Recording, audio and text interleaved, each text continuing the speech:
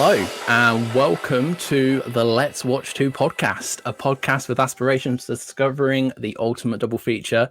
I'm your host, Sam, and joining me today is my good friend and YouTuber extraordinaire, Elliot Coen. Welcome back, pal, and thanks for coming on the show. No, thanks very much for having me. It's been a while since we've done one of these, hasn't it? It has. It's been the show has been in a bit of a hiatus. I had a bit of a role to start off with, so I started it during the pandemic, and sort of as a creative outlet, sort of intertwined when I started doing my YouTube channel as well. And you were the first person I reached out to because I really enjoyed your YouTube channel, and like we've subsequently become friends. But I thought it would be really, apt to, invite you on as my first guest to sort of revive this podcast, which is something I've been meaning to do for quite a long time. And I'm glad it's like we're here now and ready to, talk about two awesome films. So if you're new here, the format of the show is to talk about two films that may or may not be a great double feature for one reason or another. And for this episode, we're going to be talking about Joseph Losey's The Servant from 1963 and Bong Joon-ho's Parasite from 2019. What you are the one who, well, not you, but you have brought The Servant to one of the few people that have brought The Servant to my attention. You've covered it on your YouTube channel. You highly regard it. It's one of your favorite films. I know it's a bit of a running joke that you say it's one of my favorite films, but when you said that, you were like, no, I'm being serious. This is like potentially top 20 films of all time material for you. And that really like sparked my interest in it. And also I know that Bong Joon-ho himself is a really big fan of this film and plays as an inspiration for his film Parasite. So yeah, talk to me a little bit about your history with The Servant. Well, I first watched it, I'm trying to think now, probably 7 or 8 years ago. And it was on a Blu-ray, which went out of print for many, many years. And it was only recently with the 4K release that it came back in print. But I just remember being absolutely stunned watching it the first time, because this was when I was getting a bit more into classical cinema, looking back at the history of British cinema in particular. And when I saw what it was about, I wasn't expecting the film to go to certain places that it does. And I don't know how much we want to spoil right now at the start of the podcast. Well, let me just start off with a brief synopsis of the film, really, really brief. Like the letterbox, there's something that many film lovers use, sometimes on a daily basis or more than once a day. So the letterbox synopsis for this film is: a decadent London aristocrat hires a manservant to attend to his needs. However, the balance of power begins to shift.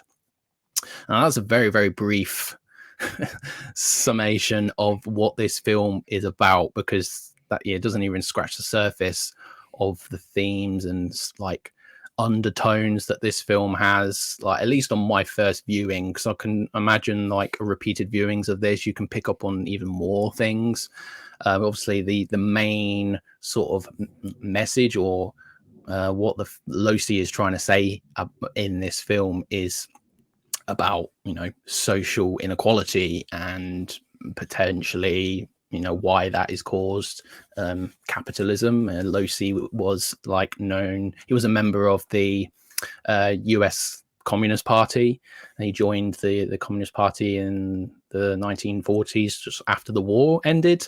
So he served in the military and stuff. So he was a staunch believer in socialism, and that definitely comes through in this film. It was very clear from what was going on with the story. But that is not just a story about a deconstructing social classes. There's a lot of different undertones. I'm not sure if you probably picked up on them because you've seen the film more than once, but there's a lot of homoerotic undertones in this film as well. Definitely. So the film is based, the screenplay written by Harold Pinter is based on a novella by a guy whose name escapes me. Can you help me out with this one, or can you not remember? It's Robin somebody. Robin Morm, More he's related to W. Somerset Maugham, who was a famous author and playwright. Yeah, because I remember on the special features on the Blu-ray, they go into how originally they wanted to adapt the novel, but apparently the novel isn't very good. The novella right. isn't. So they just kind of Yeah. took the story and then made it what it is. Yeah, so I haven't read the novella, but there's, from what I researched, ready for this episode, that there is potentially the character of the manservant who we haven't discussed yet, but is played wonderfully by Dirk Bogarde. He, in the novel, is meant, his characterization is anti-Semitic, or that's how a lot of people interpreted it. That's just from what I've researched. I've not read, so I can't say for sure. But Harold Pinter basically stripped that sort of characterization of, the manservant from the story, which is a good thing. And yeah, so it was just talk about the performance by Dirk Bogarde. I think, is this the, no, I have seen The Night Porter, which he's in as well, isn't he?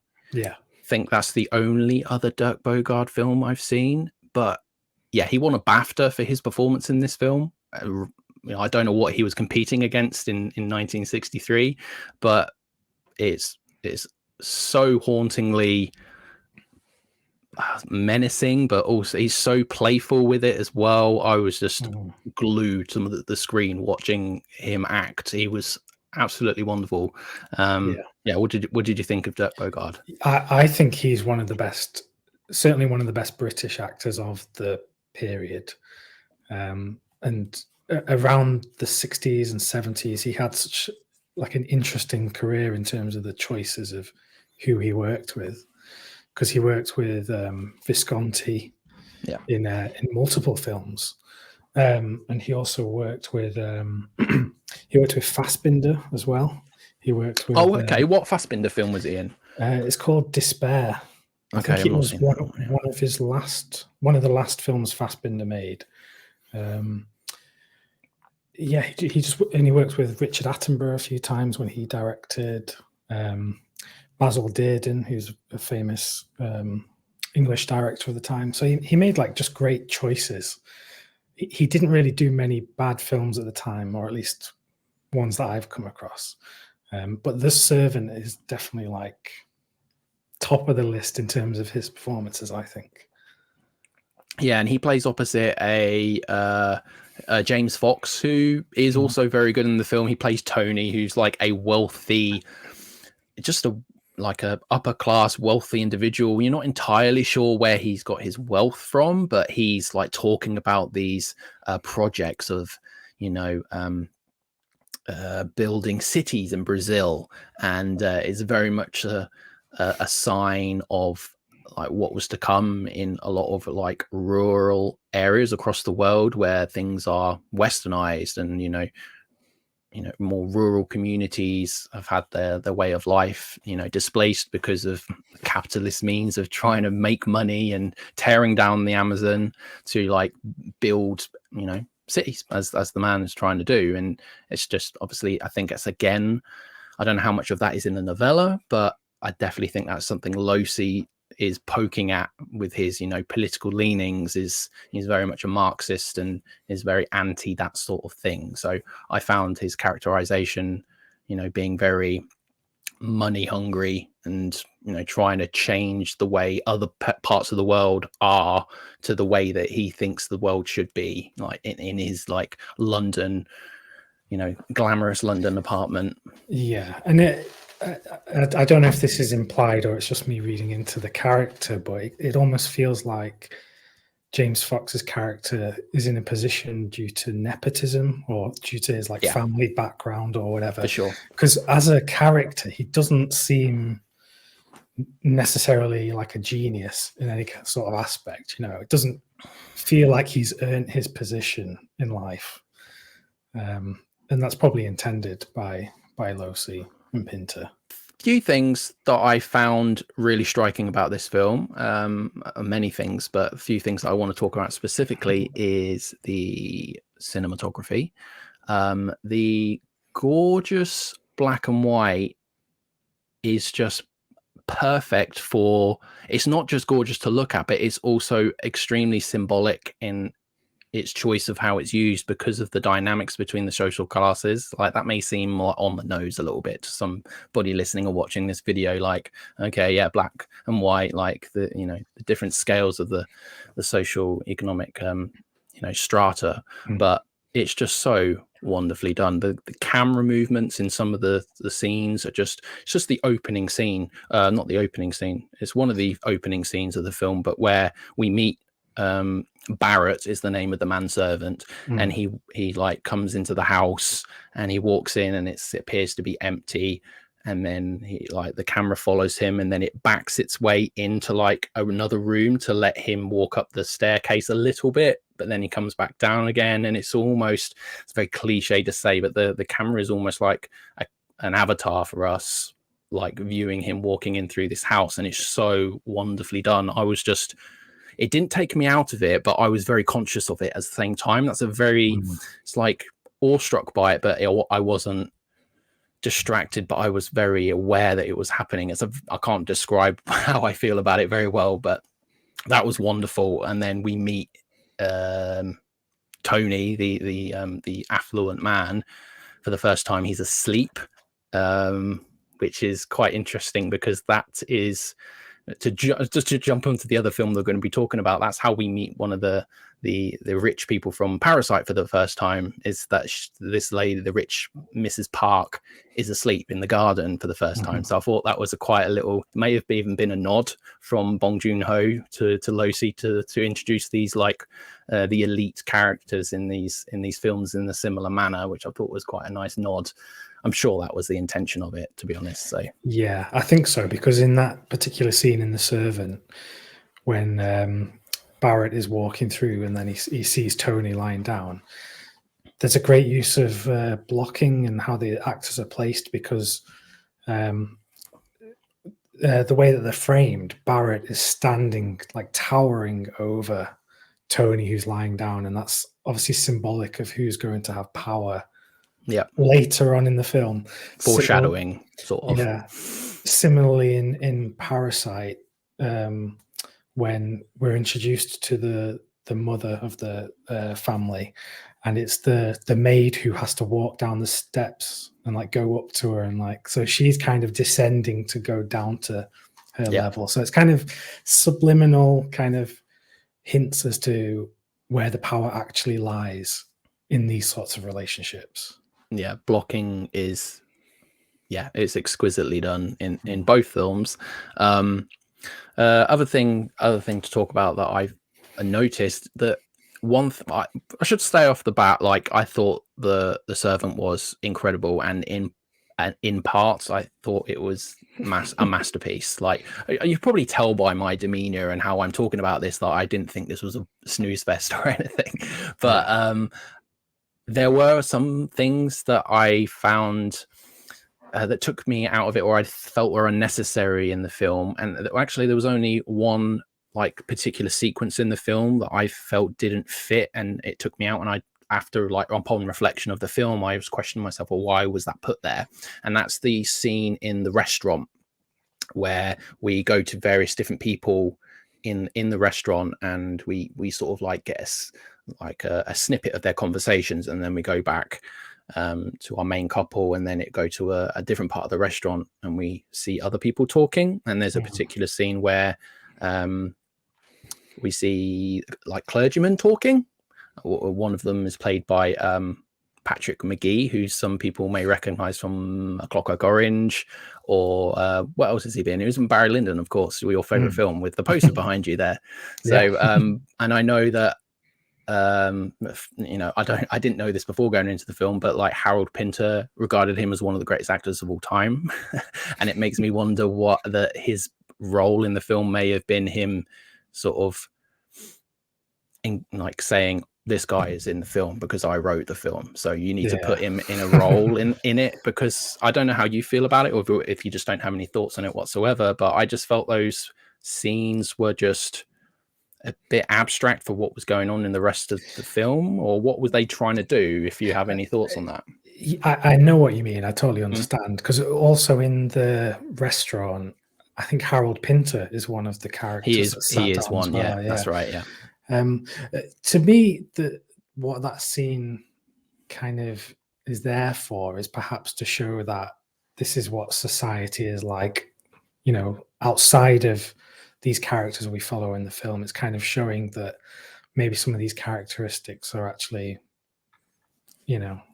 more prominent throughout society. So there's a lot more people like this. It isn't just a kind of singular case of these upper class people acting this way.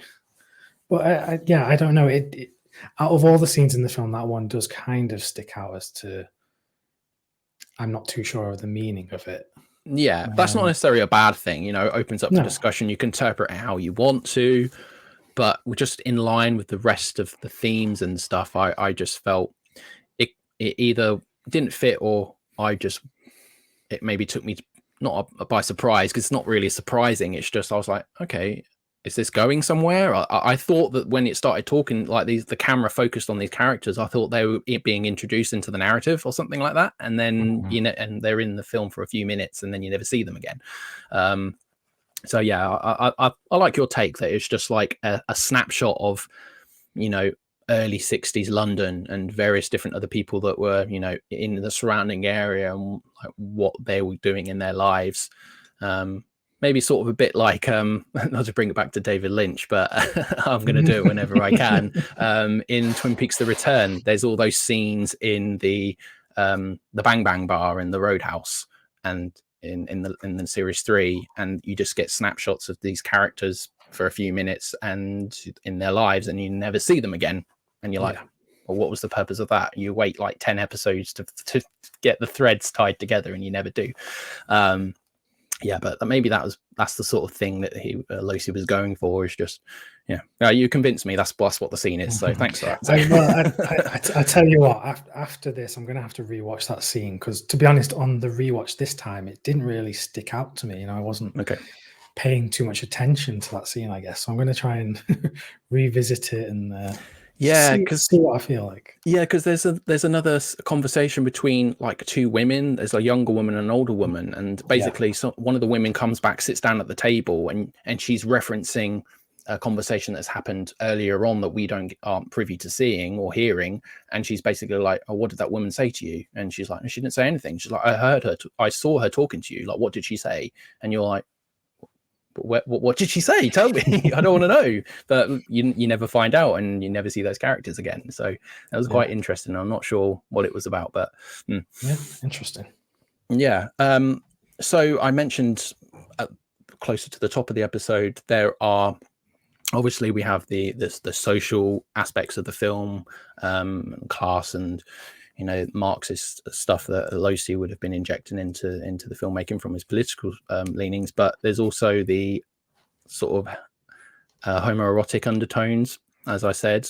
And I think a lot of that, obviously none of it is explicit, and a lot of people who could watch this would not even remotely find there being anything bubbling under the surface in this way. But the way I saw it is particularly with regards to what's his name, Tony's fiance, played by Wendy Craig, and her distrust of Barrett, and how he's always like getting in the middle of them when they're like in an intimate situation, or they're just in a room being with one another, and he sort of barges in on them, and just her general distrust. And then we have the whole very much Parasite inspired, the other way around, sorry, Parasite was inspired by this, where a family member who doesn't turn out to be a family member is brought into the household as a maid. So obviously Barrett is working legitimately in this house, and we find out things about him, like he says to Tony, Tony says, do you drink? And then Barrett's like, no, I don't drink. And then like literally a few minutes later, there's a scene, it cuts away, and it's like at nighttime, and he's like laying in bed smoking a cigarette and having a beer, and like this guy isn't as trustworthy as we think he is. And he brings in who he tells Tony is his sister into the household. And it turns out that they're in fact lovers, and he gets her the job. And then he uses, her name is Vera in the film, played by Sarah Miles or Sally Miles. I should probably look Sarah Miles, I think. Sarah Miles. Should probably get that right. Yeah, Sarah Miles. That's correct. Her name's Vera in the film, and Barrett basically uses her to seduce Tony. And I just saw that as like just one step removed from, Barrett seducing Tony himself. There's not much in the way of that. And I think that's where other people who, I've read some reviews and stuff for the film, that's where they see a lot of these, homoerotic undertones and stuff, throughout the film. And you got to remember, at the time when this was made, it was still illegal to be gay in the UK. So, it's just it's coded, as as a lot of people like to say about films like that, where they're not overly explicit or outwardly saying things, but you can read between the lines or under the surface if you really want to, and you can see things that are definitely there. And I think also that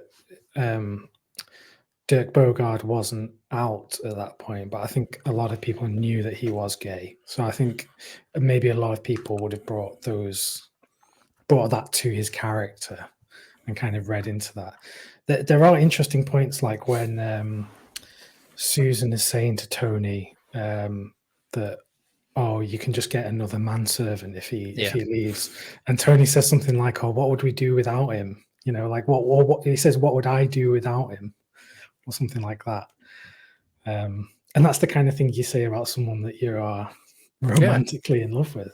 Definitely. And there's also like a reference to their time where they hadn't felt the same way about another person since they were in the military, which I thought was a very interesting thing to say, because Losi himself, as I said, he served in the military.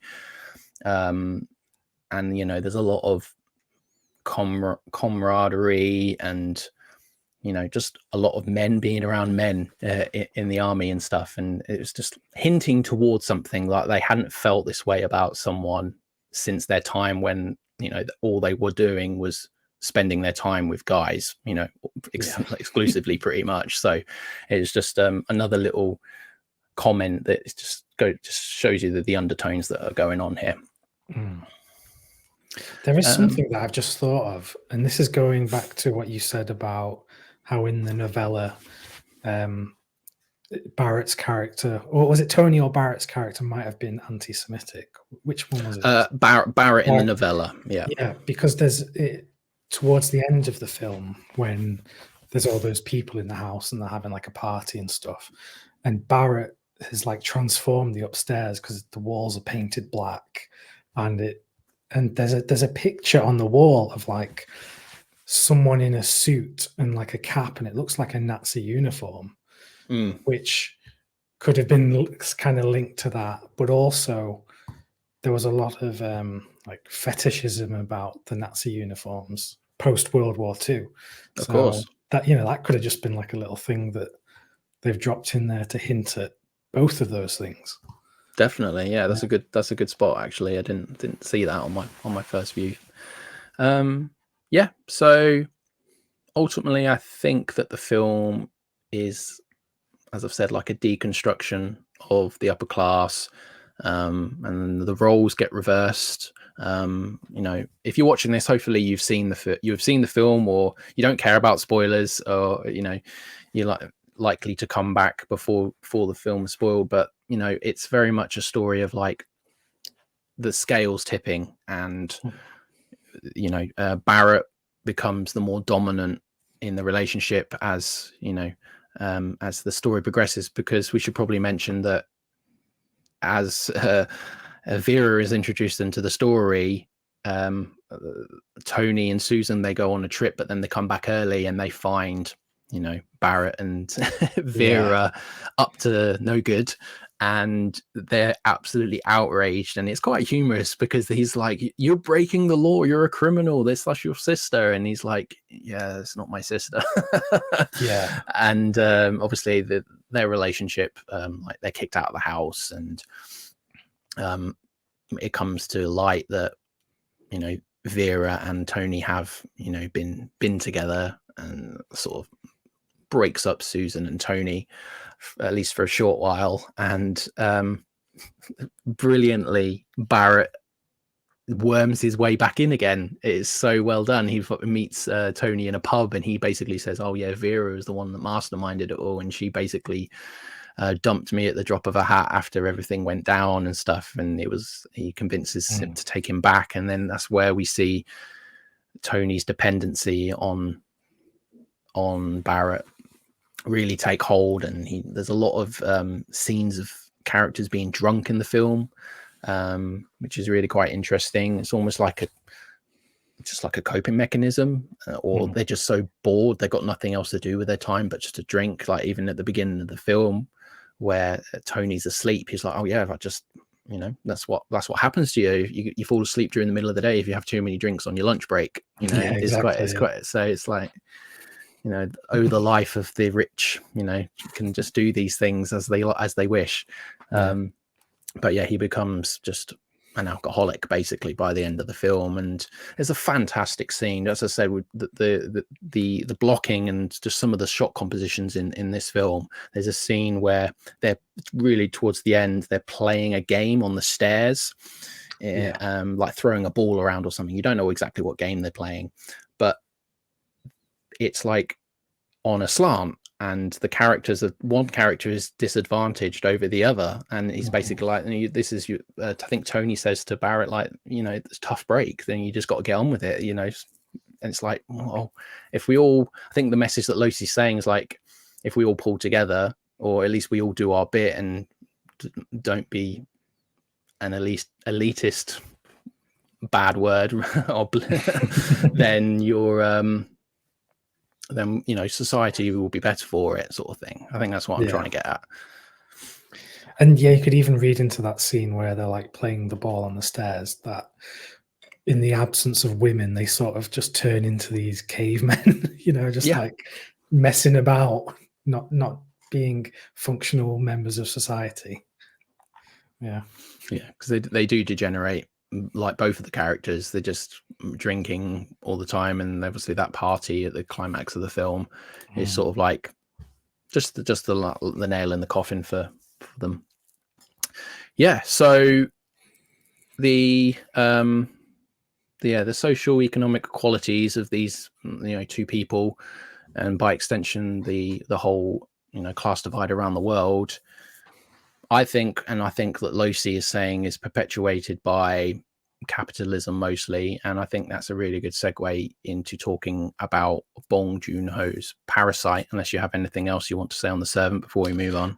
No, I think I'm good. Yep.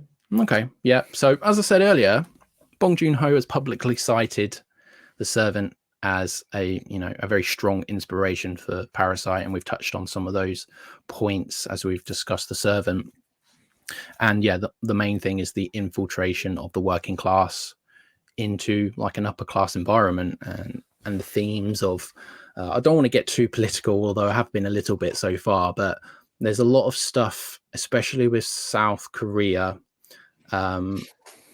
with how the modern society in South Korea has largely been affected by like neoliberalism and a lot of policies that were set out in the 70s and 80s by like Margaret Thatcher and Ronald Reagan and other leaders around the world, and how with like today's society is still feeling the impact of that. And one of the countries, even though it was so poor after the Second World War, and it's, you know, done a miraculous turnaround, that really steep increase like in their, you know, the country's wealth has caused such a stratospheric, you know, disparity between the classes. It's just, there is no middle class in South Korea. It's literally the upper class and poverty and people just barely getting by.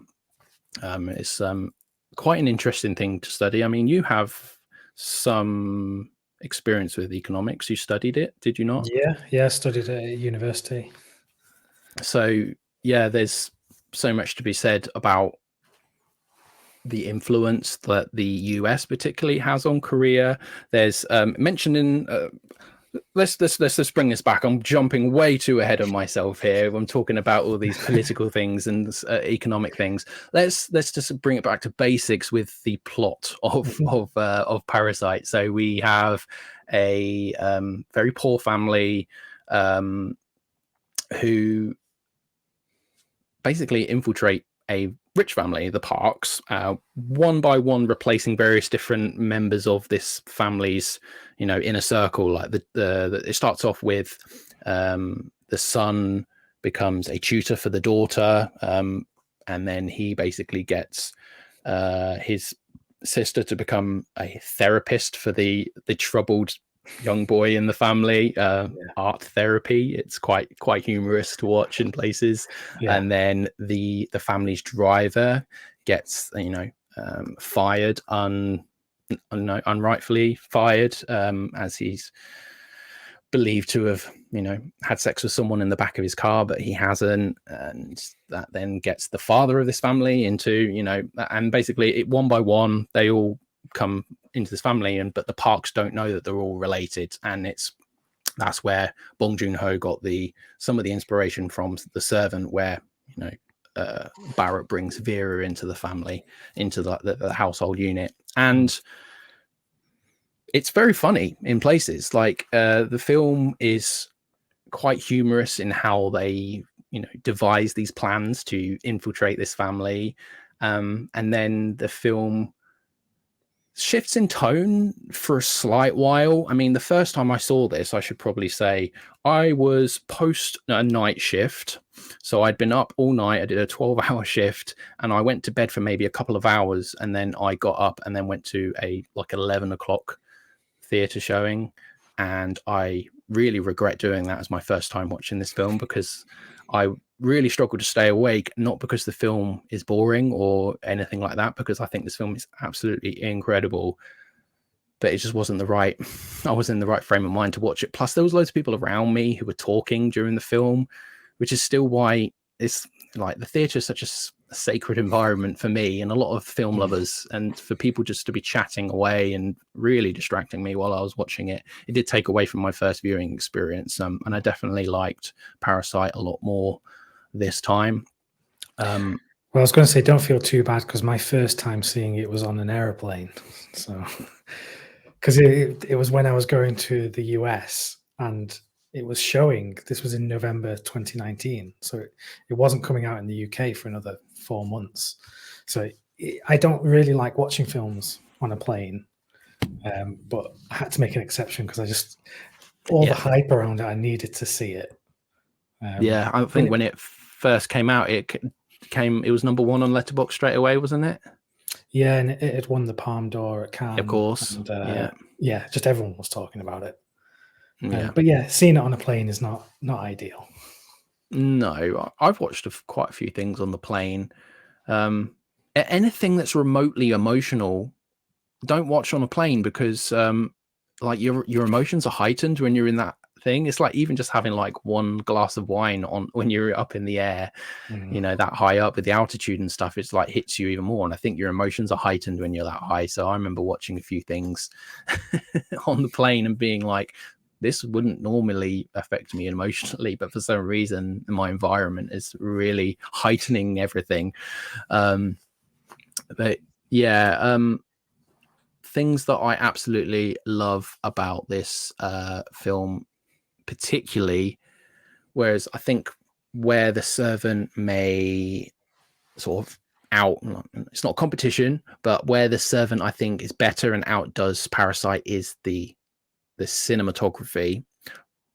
But it's interesting because Parasite is also available in a black and white version, which I have not watched, but I think my next viewing of this, I may try that out as an experiment, because I think knowing more about The Servant and its influence on the Parasite and how the black and white cinematography was used to highlight the social, inequality between these characters and society as a whole, that Parasite may have something there with it being in black and white. I think Bong Joon-ho, I may be mistaken, but I think Bong Joon-ho wanted to be in black and white anyway. Is that right? Is that to your knowledge? Maybe, yeah. Maybe. I think so. I'm sure I've heard that, yeah. If I'm wrong, I'll put it on the screen what the actual, what he actually said about it. But I think the idea was what he wanted to be in black and white. But it's a lot more harder to market black and white films these days. So and it still looks gorgeous in color. So it's just black and white might be an interesting sort of experiment to watch it in the future. So we have the tone shift that I was talking about. Is we find out that on one evening when the parks have gone away and the family are all like feasting in the living room and just drinking and being merry and just having a really good time, that the previous maid who used to work there comes back all swollen from her peach fuzz that has been brushed on her or blown on her, and she has some horrific reactions to. I didn't realize you could have that much of a reaction to peach fuzz.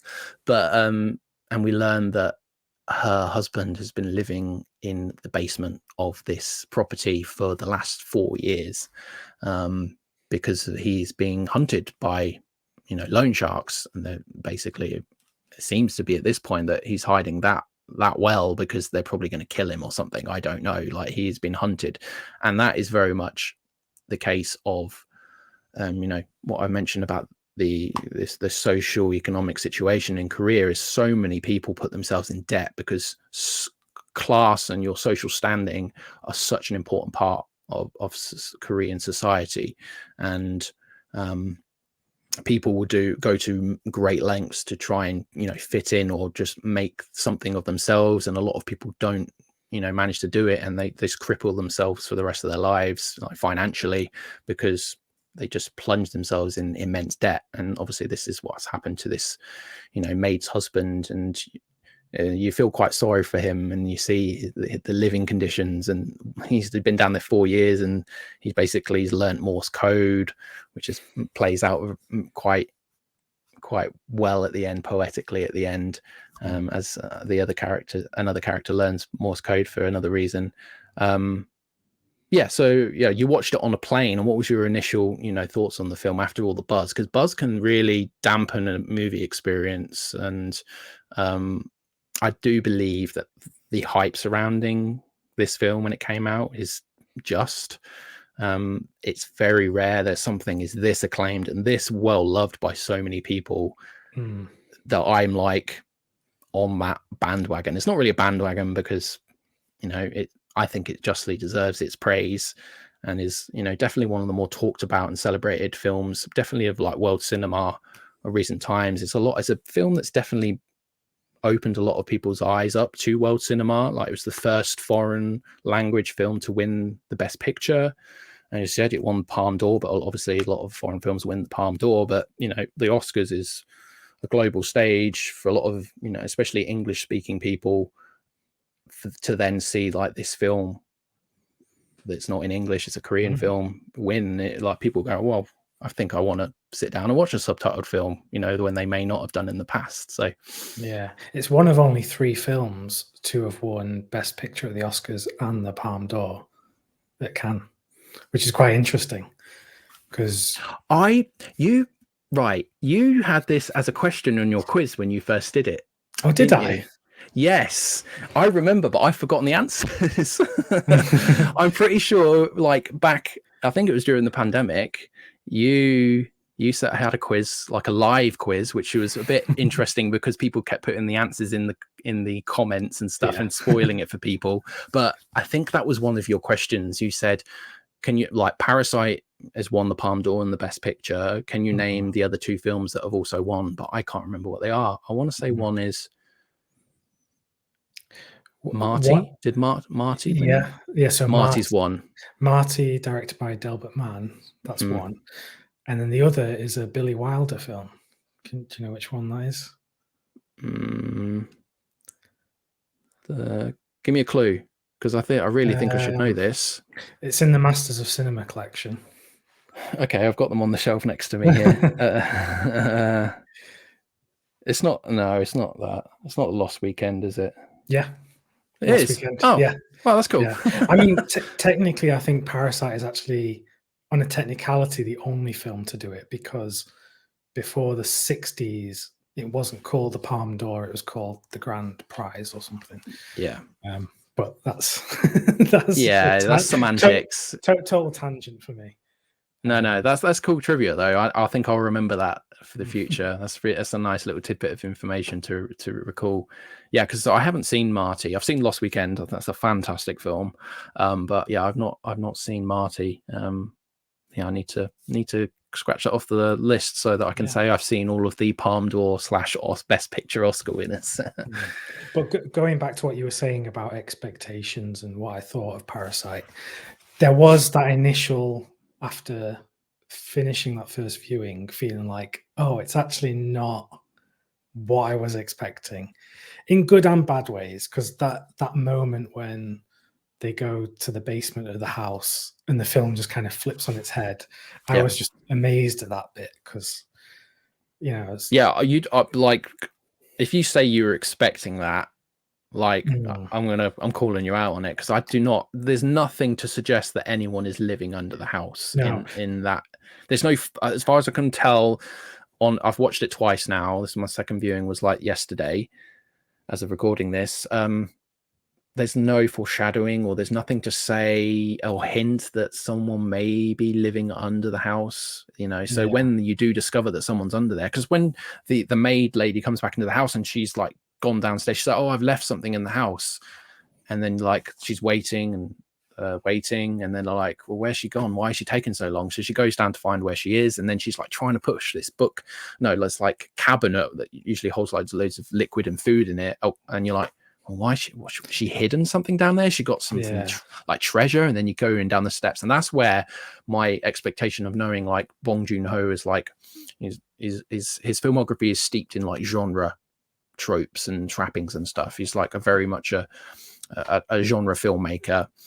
And I was like, I thought this film, because especially like the soundscape, like the sound design and the score in that scene, I was just thinking the worst. Like, it was turning into some really depraved horror film where there was some sort of like dungeon under there or something. And obviously then when you see what happened, it's like still a surprise and shocking, but I was suspecting the worst of like, what is going on? Like, no, I was thinking exactly the same. There was going to be like some kind of dungeon with tons of people down there. Yeah, because it is kind of symbolic of the house being like heaven, and then that being a descent into hell. Kind of like in like you saw Barbarian, didn't you? I did, yeah, like that. I didn't like Barbarian, but it's kind of like that. Yeah. I thought that scene just kind of blew me away when I first saw it. definitely. But I think after watching it, I do feel the film had a bit of like recency bias. A lot of people had just recently saw it, so people were saying it was literally the best film ever. But you get that a lot these days. You get that with so many different films. Yeah, a lot of people say that about like Everything Everywhere All at Once, which I do think is a very good film. But as another example of a film that shot up to like the top few spots on Letterboxd when it was widely available and stuff. It'll be interesting to see, in the future, in a few decades, how Parasite is perceived. Will it kind of stay as well regarded, or will it kind of be outshined by something else? I don't know. Because going back to The Servant, that was a film that was barely even shown in this country because cinemas didn't want to show that kind of material and stuff. And it's only in perhaps the last few decades that it's really kind of grown in appreciation.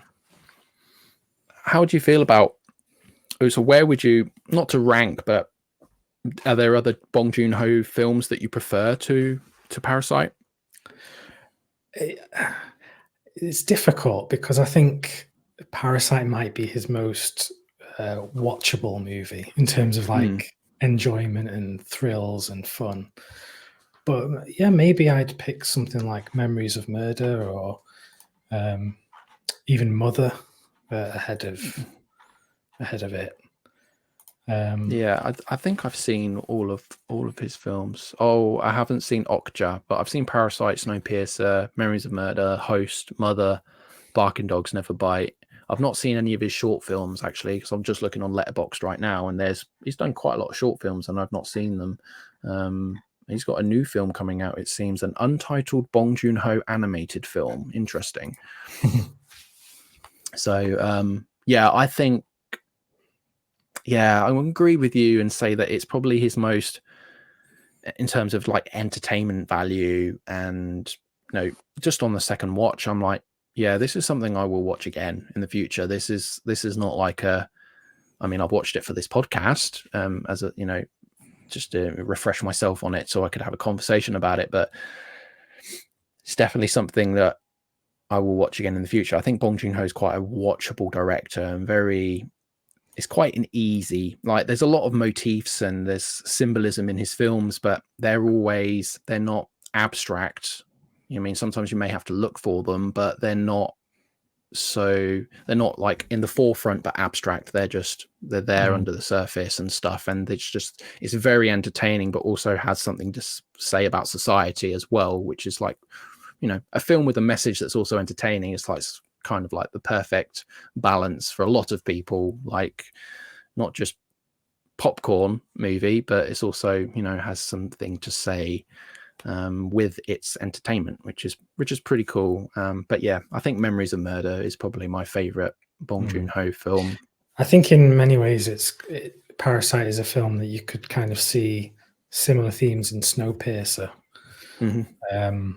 Just the idea of like class separation and perhaps, revolution or overthrowing of power. Yeah. It's interesting because I actually think if you compare The Servant and Parasite and look at the kind of political ideals of both directors, it's almost like with The Servant, the way that ends, it almost ends in like a symbiotic relationship, doesn't it, between the two characters, where like they both need each other and they can kind of sort of work together with each other. Whereas with Parasite, it's like it ends with not the upper class versus the lower class. It actually ends with the lower class versus the lower class, doesn't it? Yeah, exactly. Kind of kill each other. Yeah, and after that climactic scene at the party outside, you don't even see the Park family anymore after that. I think so. It's kind of showing more of a cynical view of kind of class structures, whereas maybe Losi was maybe more optimistic in terms of his communist beliefs and how certain ideals he was looking towards the future as like kind of a promising thing, whereas Bong Joon-ho is maybe a bit more cynical. I don't know. No, it's not just you. I definitely think that Parasite has a cynical ending, especially with it all being played out as if it's really happening. That's one thing I did not quite like so much on this rewatch, is like the narration over the last like 10 minutes of the film sort of took away from, like, not that saying narration is bad in any film, because sometimes it really works, sometimes it doesn't, and it sometimes uses a crutch to support a film.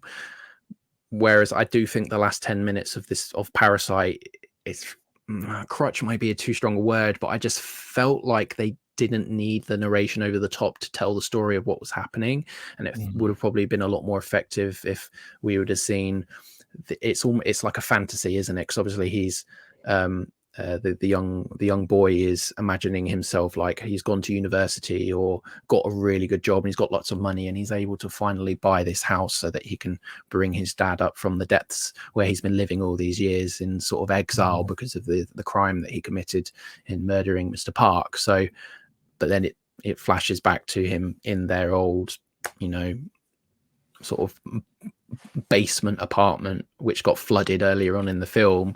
And he's just like, he's imagined this, like, this is all fantasy. And you're like, and definitely Bong Joon-ho is thinking, or at least potentially communicating, like, this is like the wishes of a lot of working class people and people in poverty, of like trying to strive to get out of their situation.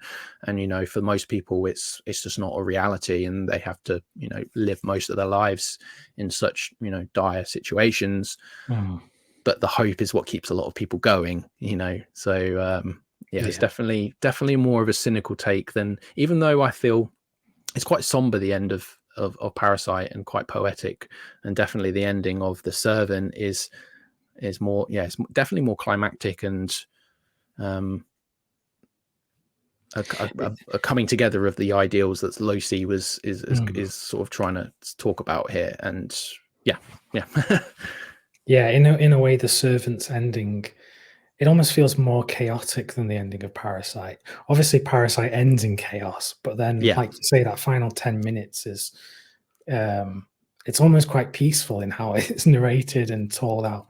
And maybe it is a bit too on the nose. It could have been left to interpretation.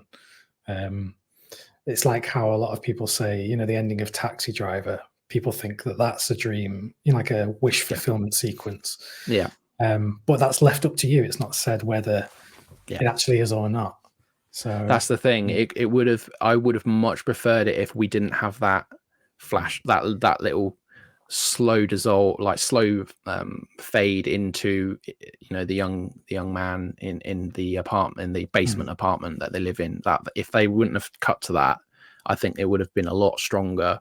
And be interesting to see why Bong Joon-ho chose to put that in, because I think it's just a bit more abstract and a bit more up for interpretation if you would have just left it with him embracing his father at the end of the film, because that's where it then dissolves, to like fades to black, and then it like comes back up again. You're like, I was like, on this second viewing, I just didn't it just didn't feel as good like as when I first saw it. And I was like, but yeah, still an incredible film, still something I will definitely rewatch in the future, because he's a very talented man, Mr. Bong Joon-ho. Just a few other things I wanted to touch on, some notes that I made. There is slightly more to do with the economic side of things. There's even the film, one of the characters mentions the OECD, which is the Organization for Economic Cooperation Development, which is like an intergovernmental organization across many different countries around the world that sort of supposedly work together to try and improve the economic situation in the respective countries, which South Korea is one of, and the US is one of, and the main,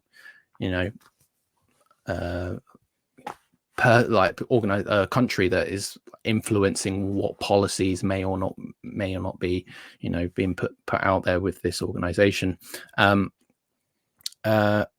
that is why I think like the US is mentioned quite a lot in the film. So obviously there's a scene where the young boy is camping in the back garden, and it's quite I just love that scene where he's like shining the flashlight into the house and stuff, and the dad says something like, "Oh, it's raining. Is it going to leak? Like, is he going to get soaked?" And then Mrs. Parker's like, "No, it's fine. Like, I ordered it from the US. It's like top tier quality products, But and then there's a very brief little moment in the film where Mr. Park has like a cutout from a newspaper on the wall, and it turns out that he has links with Wall Street, and how a lot of elite people, upper class people in Korea who are wealthy, they highly regard the US because it's brought them a lot of wealth, whereas a lot of the lower class people in Korea have had their livelihoods decimated by like free trade policies and things like that. Not to go too deep into things like that because I don't want to bore people, but I've studied this actually quite a lot, because I did a deep dive on what I think does a better job at tackling the socio-economic situation in Korea than Parasite, which is Burning by Lee Chang-dong, which I think is one of the best Korean films of recent times. And tackles very similar in a much more mannered Definitely not as many thrills, and it's not as fun to watch per se. It's very much more slow burning, pardon the pun. But for me, it tackles exactly what's going on in Korea, just slightly better than what Parasite does. But yeah, so it's a huge theme within contemporary Korean filmmakers, tackling what's going on in their country at the moment. Park And Chang-wook, Lee Chang-dong, Bong Joon-ho.